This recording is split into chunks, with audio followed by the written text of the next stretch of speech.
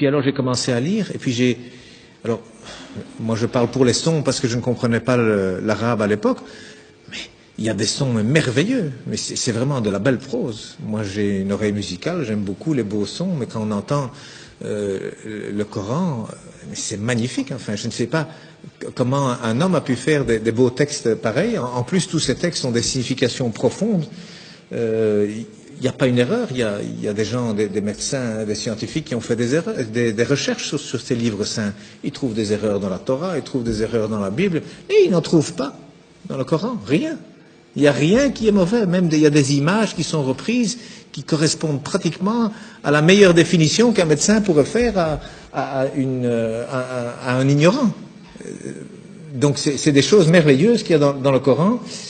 Et en plus, moi j'ai découvert récemment la formule de la beauté, comme on dit, c'est-à-dire qu'aujourd'hui la beauté c'est quelque chose qu'on calcule mathématiquement. Hein, donc il y a des formules pour savoir jusqu'où il faut mettre du rouge à lèvres, jusqu'où est-ce qu'il faut épiler les sourcils. Il y a un coin à respecter qui va du coin de la bouche, le long du nez, jusqu'au coin de l'œil et le début du sourcil. Donc ce qu'il y a là, il faut l'enlever. Et puis il faut aller du coin de la bouche à l'autre coin de l'œil, jusqu'à l'autre fin de sourcil. Cet angle, il doit être exactement l'angle qui correspond à un rectangle où il y a cette proportion, la beauté mesurée, comme on appelle, que d'ailleurs Fibonacci a découvert lorsque les chiffres romains ont été éliminés et remplacés par les chiffres arabes. Alors, ils viennent d'Inde en réalité, hein, avec le sifr, le zéro. Hein, en arabe, ça s'appelle le sifr.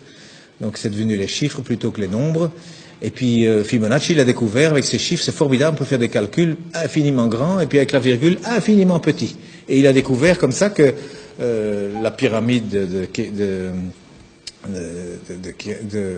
Khéops, le Parthénon, enfin tous ces beaux bâtiments, même en Italie, il a découvert qu'il y a toujours la bonne proportion. Même les peintures, il a découvert que toujours c'est au même endroit que doit se trouver le centre du tableau. C'est pas au centre, hein, non, c'est quelque part 1 sur 1,618.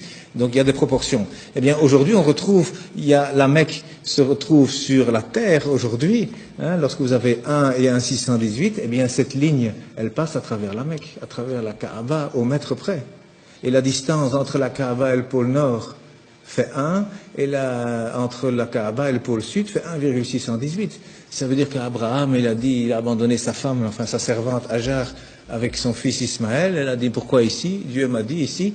Donc il semble qu'aujourd'hui, c'est par rapport en tout cas, et c'est même lié au village de Greenwich, qui a servi à dessiner la carte de cette terre, hein, parce que le milieu c'est Greenwich.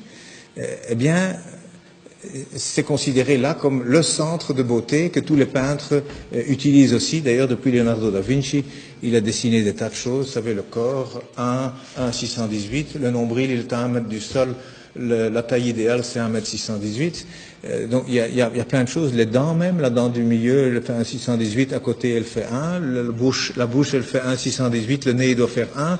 Il y a des chirurgiens esthétiques aujourd'hui qui utilisent ces mathématiques pour corriger les visages. Eh bien, il y a un verset qui contient la Mecque dans le Coran. Hein, eh bien, le verset, il fait 47 lettres, divisé par 1,618, ça fait 29. Pile poil le début du mot Mecca. Enfin, c'est un bas de Becca, mais c'est pile poil à cet endroit-là. Donc, je veux dire, quand on découvre des choses comme ça, et il y en a encore hein, dans le Coran, il y a des vérités comme ça mathématiques, on se dit, c'est quoi ça? C'est pas un homme, il n'avait pas d'ordinateur, hein, le prophète, il n'en avait pas, c'est sûr, c'est certain, ça c'est vraiment une vérité, on n'a jamais rien retrouvé d'informatique à l'époque, c'est sûr. Et ça a déjà été testé, à mon avis, 1 million de fois. Ça fait partie de la science exacte. Mais cet homme, d'où est-ce qu'il a cherché ce texte? Il y a plein de choses comme ça. Alors le premier message, d'ailleurs, il faisait 19 mots. Le premier message de 19 mots, Bismillahirrahmanirrahim, fait 19 lettres. Il y a 6 fois 19 sourates, il y a 142 fois 19 le mot Dieu dans le Coran, il y a 3 fois 19 fois le miséricordieux dans le Coran. Ce chiffre 19 dans le Coran, c'est aussi quelque chose d'incroyable. Mais donc le premier message, c'était, voilà, informez-vous. Au lieu d'interpréter, d'abord le savoir. D'abord savoir de quoi on parle. Et le dernier message du prophète, dont on dit qu'il est mauvais pour les femmes, eh bien, il a dit, soignez vos femmes. Et pour la prière, ne l'abandonnez pas. Alors, moi je dis, une religion où le premier message et le dernier message sont ainsi, je ne vois pas très bien ce qu'on doit craindre. Donc,